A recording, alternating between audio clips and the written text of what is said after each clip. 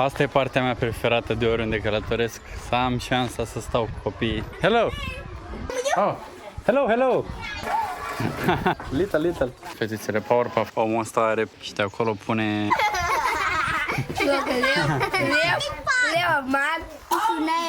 My name? Corrado. Corrado. Like and subscribe!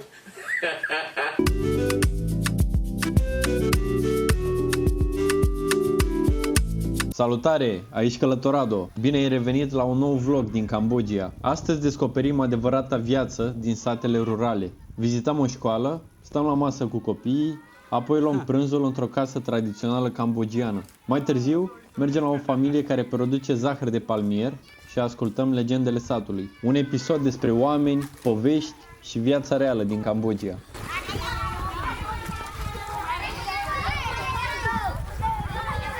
Hello!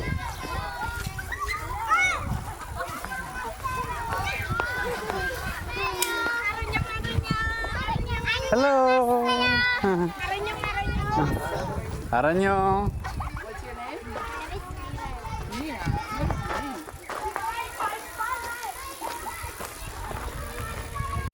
Astea toate sunt gunoaie de la mănăstire de aici. Odată la ceva timp le ard chiar în interiorul curții mănăstirii. Și ne povestea ghidul că în 90, când a venit el în Cambodgia, nu existau gunoaie pe străzi, pentru că oamenii încă foloseau în loc de farfurii, foi de banan, cocos și alte chestii biodegradabile pe care le aruncau pe marginea drumului. Și au venit hello! Deștepții, conducătorii lumii, persoanele din vest, cu plasticul și le-au arătat: uite, așa se face mâncarea, se pune în farfuria asta de plastic. Și na, ei de unde să știe conceptul că plasticul ăla poate în 500.000 de ani o să se degradeze. Și au continuat să facă asta. Ne-a povestit că aici în școală învață copiii cât de rău e plasticul, dar majoritatea oamenilor din Cambodgia îi văd plasticul ca pe un gunoi curat, pentru că dacă arunci banane sau cocos sau de-astea, începe să miroasă când se descompune și nu le place. Dar plasticul nu miroase. Toată clasa pregătitoare.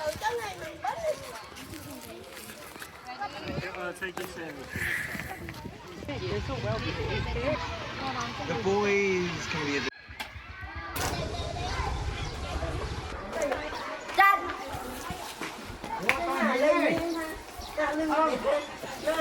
Hello.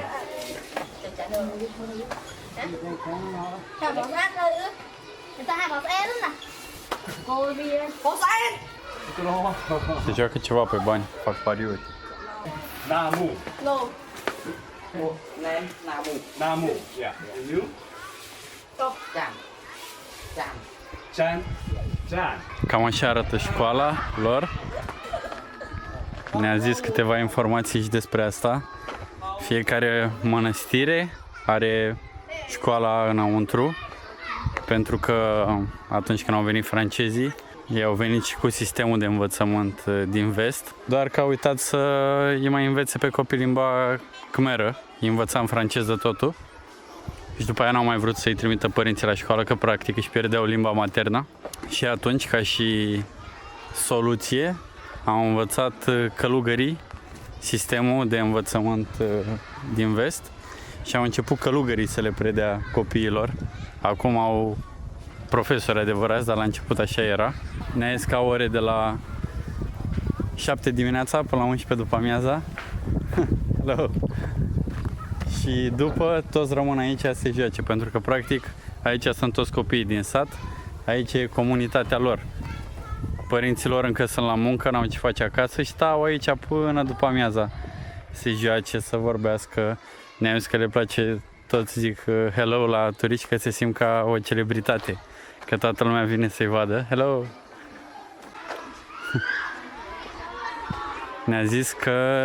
Ne-a spus și că salariul unui profesor e de $350 pe lună. Doar că e normal pentru fiecare copil în fiecare zi să vină cu 25 de cenți ca și tips pentru profesor. Că acum pun accent foarte mare pe învățătură și le place să dea ceva înapoi profesorilor. Și acum e trecut de ora 11 și practic profesorii au after hours de engleză. Hello! What's your name?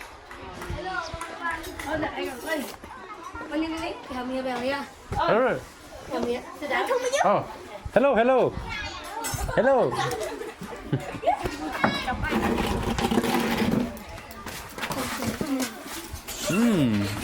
Yummy.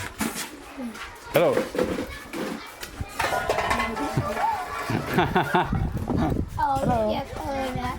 How are you? Oh, good. How old are you? I'm 9 years old. Oh, biết đây rồi. How old are you? 9? Wow. What grade? Second class, third class?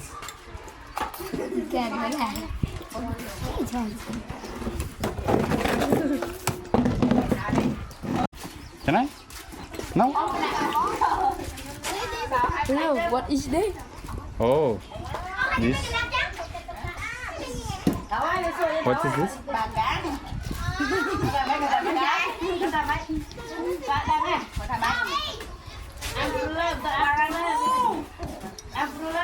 What is this? What is? Oh yeah. Yeah. Yeah. Yeah.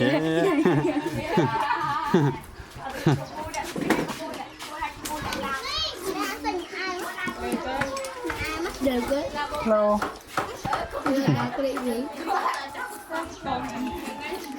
What's your name? How? Palavika, porta. Palavika. Porta. Laricha. Lawicha. I'm bad. Davika.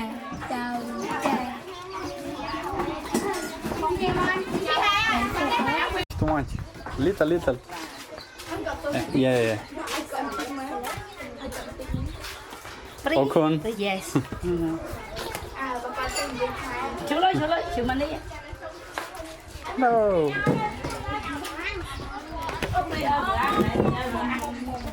Hello. How are you?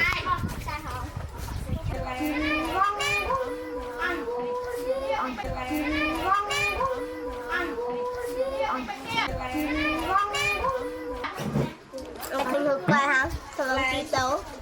Ê. Ê. Ngược cái liêu ở mát.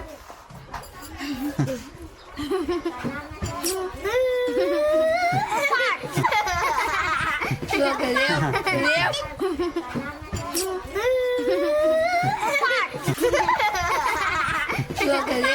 liêu ở mát. Chơi hùng bị sai à? Bị sai cười. Đây nó sáng rồi. Mà đâu? Good. Bờ nhanh. Đâu à? Vâng. Anh ngửa thả lên.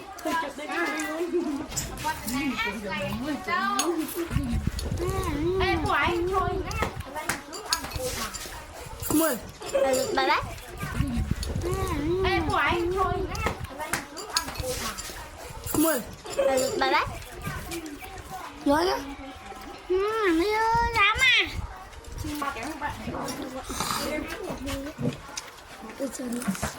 Sorry? What's your name? My name? Corrado. Corrado. Very good. Corrado, yeah. Corrado.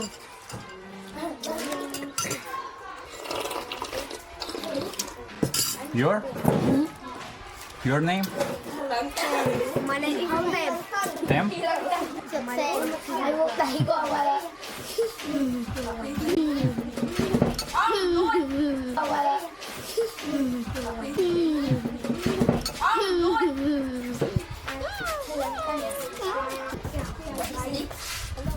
What is this?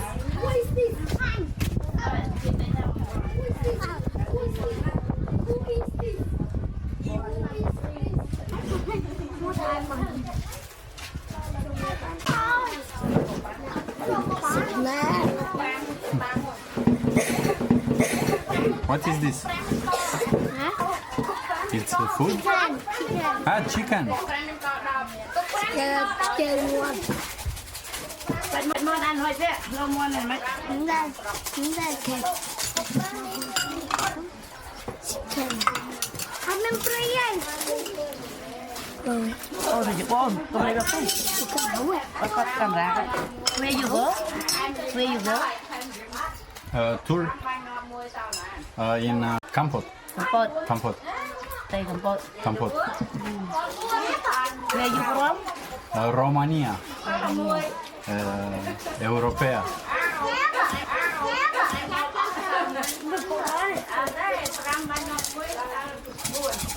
Thế 30%.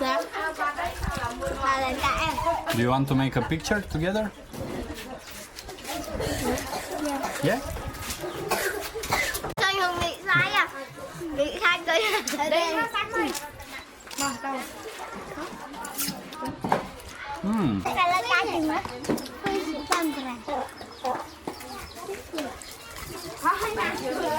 Con sẽ gọi đi đợi I will go.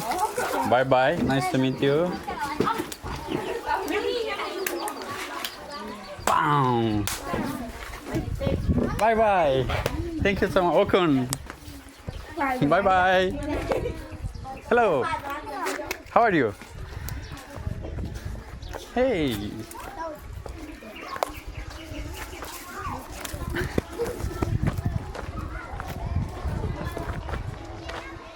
Asta e partea mea preferată de oriunde călătoresc, să am șansa să stau cu copiii. E ceva frumos. Se bucură când te văd, vor să facă poze cu tine, vor să afle cum te cheamă, cine ești.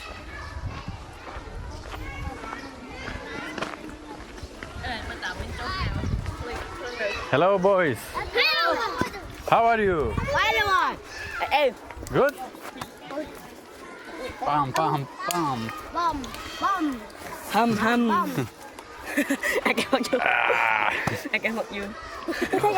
Xin lỗi. No, Để cho nghe. it's not good. Đúng. Not good. Oh. Criminal.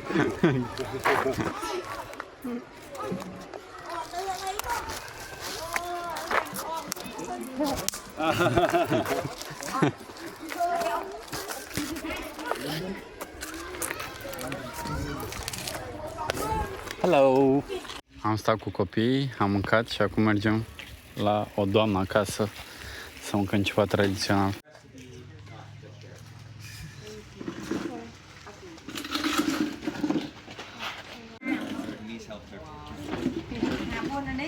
Yeah, so this is vegetarian food. And then this is not.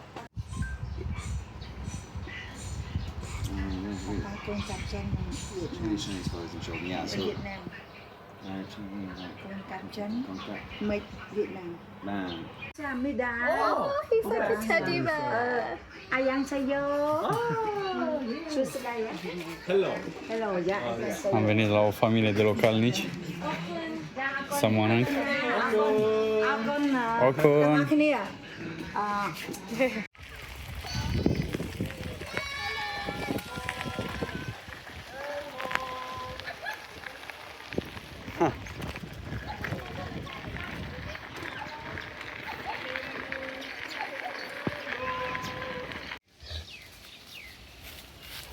Stop here to show you this. This looks like a typical rural Cambodian village. You have little houses scattered. This little dirt. Partea asta e folosită ca și scară să se urce cineva zilnic să adune uleiul de palmier. Dacă vedeți aici și acolo, în fiecare... Asta nu face cocos, face ulei de palmier. În chestiile astea culeg uleiul, zahărul de palmier sau ce e și îl fierb aici. Știți cum au apărut fetițele Powerpuff când făcea profesorul X ciorba aia? Ce mănâncă? Bine.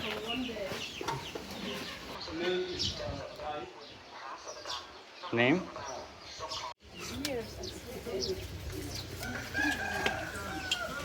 Sorry, stripping me. Cam asta e ferma. Ferma. Fabrică. Când au zis fabrică, m-am așteptat la fabrica în stil european. E o afacere de familie mai mult. Uitați și aici pe pomi sunt chestiile astea. Să urci. Se urcă în pom, au luat materia brută, după aia vine aici, o procesează și o vinde. I love that. I feel like we're some culture doesn't have that. Yeah, we're not foreign mentality. No, we're just very wasteful people. Just not smart. They're just So this one on the right is done. Yeah. The one on the right's done. So they're pulling the fire out and like. Au luat oala de pe foc să-l răcească puțin, cumpăr și eu, că am gustat mai devreme. Nu e ulei de palmiere, zahăr, palm sugar.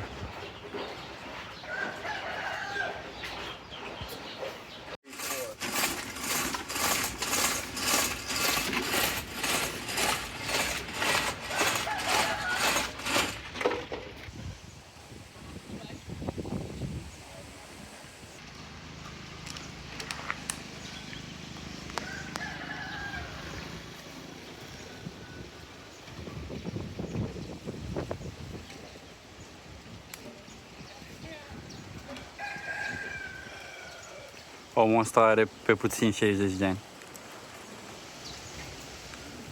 Și palmierul ăsta are pe puțin 8-9 metri, cred.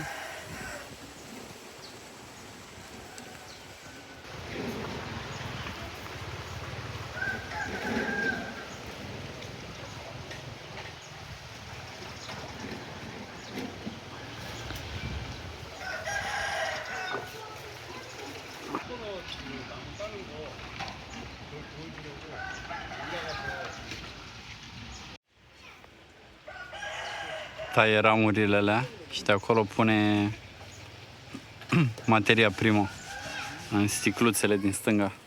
Sau pune lemnul cu totul, da, aparent.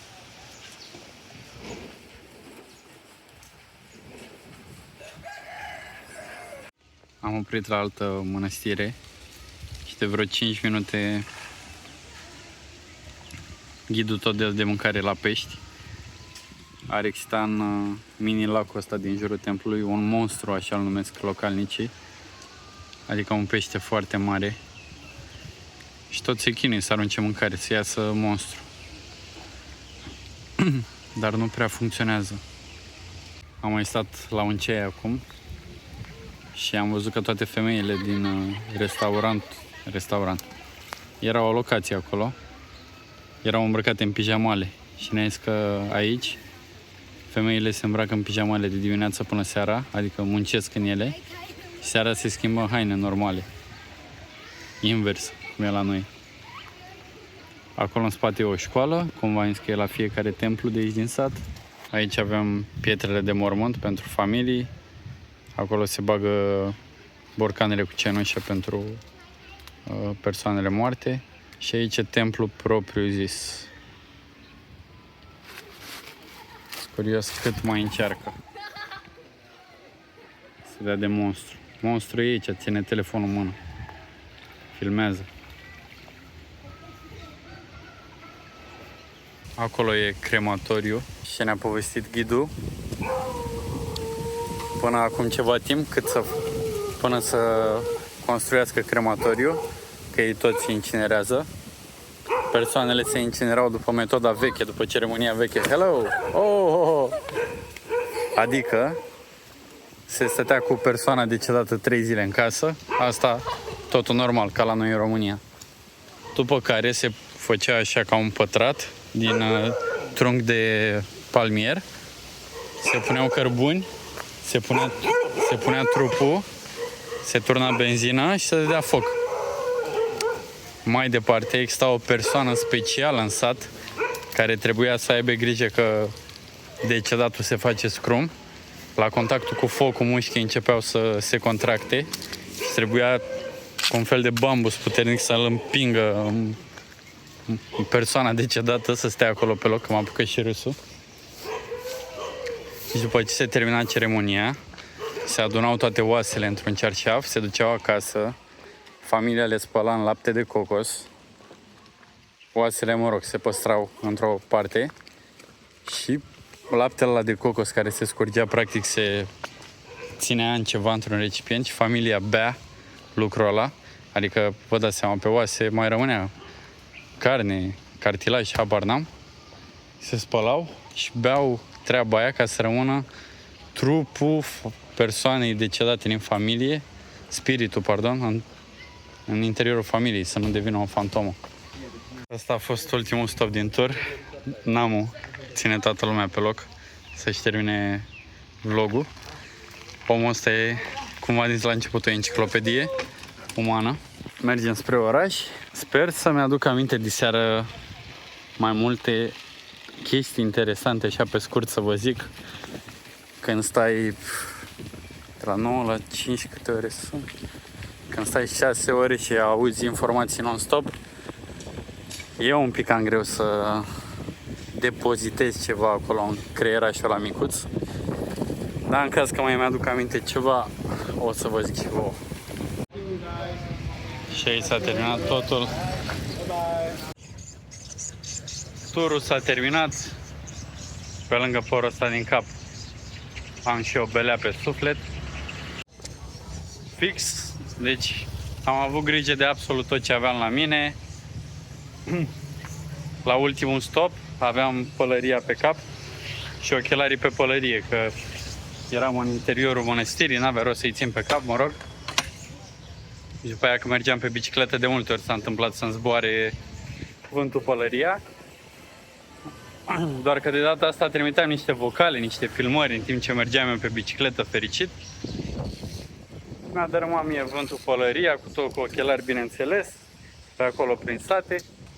Și mi-am dat seama, după 4-5 minute, m-am întors, am dat 2-3 ture, m-am uitat prin iarbă. Nimica. Mi-am pierdut ochelarii Oakley, primii mei ochelari Oakley și singurii, cei mai buni ochelari pe care i-am avut. Îmi plăceau și cel mai mult. Poate ar fi o lecție să nu mai mă atașez așa mult de obiecte. Când i-am pierdut în prima secundă, îmi părea rău și mă și învinovățeam, că știam că pot să iau încă. Dar după am mai avut vreo 5-10 minute de pedalat pe acolo prin sat. Toți copiii cu mâna, hello, hello, hello.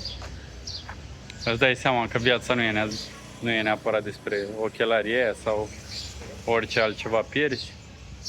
Sper măcar că i-a găsit cineva și n-au rămas prin iarbă. Măcar se bucure cineva de ei. Și o să trebuiască să-mi iau niște fake-uri de data asta până vin în România, că nu mai vreau să am grijă de lucruri scumpe. M-am întors de unde am plecat, vreau să iau niște piper de ăsta de stele Michelin și după aia să merg la hostel să mă spăl, să muncesc.